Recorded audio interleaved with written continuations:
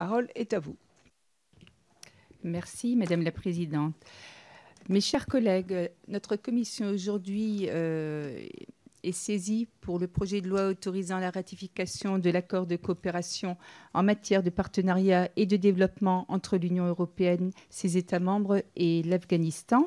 Alors, c'est un projet de loi qui a été examiné déjà par le Sénat en février dernier et à ce stade, l'Afghanistan ainsi que 16 États membres de l'Union européenne ont déjà achevé leur processus de ratification interne. Cet accord, qui remplace une déclaration conjointe Union européenne-Afghanistan adoptée en 2005, reflète la volonté commune des parties de renforcer et d'étendre le dialogue et la coopération. Il s'agit là de la première relation conventionnelle entre l'Union européenne et l'Afghanistan qui redéfinit en quelque sorte les relations que l'Union européenne entretient avec ce pays. Cet instrument qui n'entraîne aucune implication financière nouvelle se révèle à la fois peu contraignant et ambitieux. Son objectif est le renforcement de sa dimension politique et le dépassement du simple rôle de bailleur de fonds. Ainsi, l'Union européenne souhaite développer des coopérations en matière politique, comme la lutte contre le terrorisme, contre la prolifération d'armes, contre le trafic de drogue ou en faveur de la protection des droits de l'homme. En matière économique, s'agissant du commerce et des investissements, et de façon sectorielle dans le domaine de la justice, de l'énergie, du transport, de l'éducation et de la santé. Ce présent accord repose sur 4 piliers: la promotion de la paix, de la stabilité et de la sécurité régionale, le renforcement de la démocratie, de l'état de droit et des droits de l'homme, ainsi que l'émancipation des femmes et l'égalité hommes-femmes, le soutien au développement économique et humain de l'Afghanistan, et les enjeux migratoires qui constituent un sujet central dans la nouvelle stratégie de l'Union européenne à l'égard de l'Afghanistan. Enfin, cet accord a vocation à offrir un cadre général et devra dans l'avenir être décliné via des accords sectoriels plus engageants. Alors, pour vous parler un peu, pour vous situer l'Afghanistan, aujourd'hui, l'Afghanistan, c'est 135 millions d'habitants, plus 3 millions de réfugiés en Iran et au Pakistan. C'est une société essentiellement rurale, 45% de la population, et c'est une véritable mosaïque ethnique entre les Pachtuns, Tadjiks, Ouzbeks, Hazaras, Turkmènes, etc. L'Afghanistan reste l'un des pays les moins avancés au monde, et ce, malgré l'important soutien de la communauté internationale. Pour rappel, depuis 2001, ce sont plus de 40 milliards de dollars qui ont été mobilisés pour aider ce pays. Malheureusement, l'Afghanistan, c'est également un indice de développement humain extrêmement bas, qui le place au 168e rang sur 189.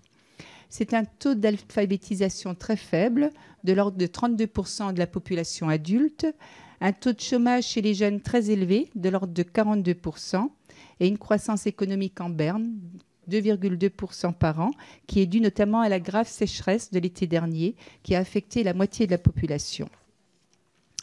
On peut cependant relever quelques points positifs, comme le développement de la scolarisation. On comptait en 2002 1 million d'enfants scolarisés, ils sont désormais 8,3 millions, dont 42% de filles.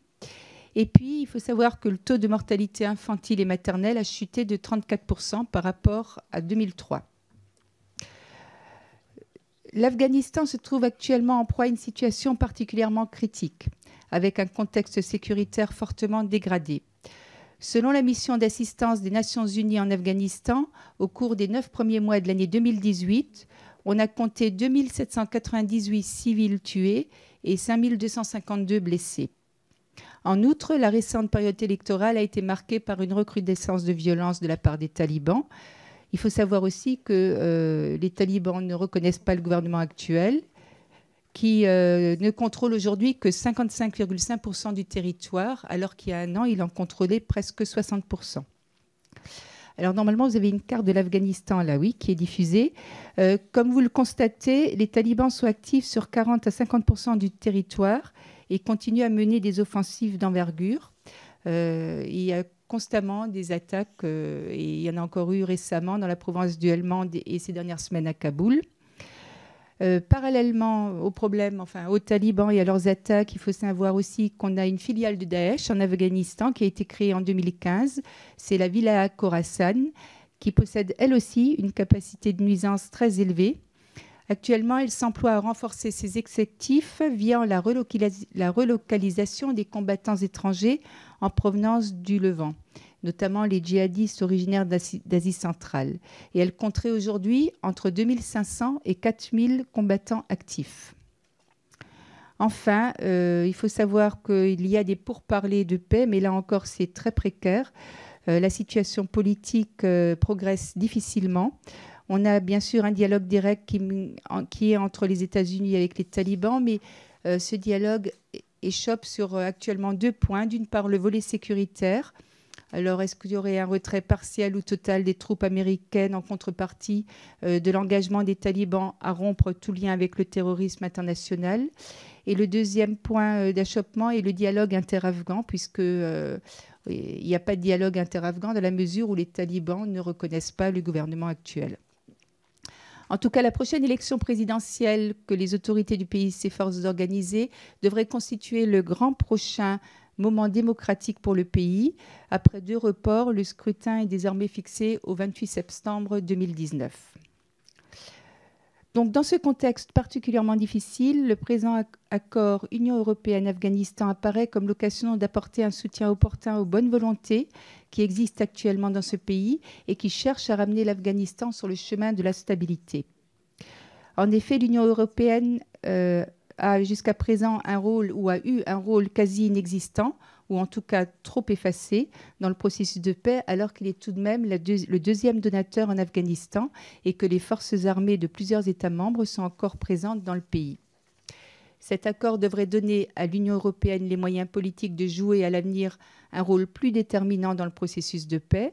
Cette légitimité politique incontestable de l'Union européenne en Afghanistan ne s'est toujours pas à ce jour concrétisée dans les faits.